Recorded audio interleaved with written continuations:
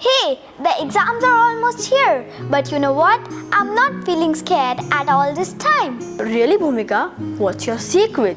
I usually get nervous just thinking about them. Me too, but maybe I have been looking at exams the wrong way. Exactly, Sayanshi. Instead of seeing exams as something scary, let's see them as a way to show ourselves how much we have learned.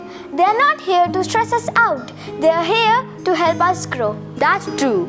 Exams are just like mirrors reflecting all the efforts we have put in. They help us to understand what we know really well and what we might need to work a little more. And remember, it's not about being perfect, it's about trying our best and learning from the experience.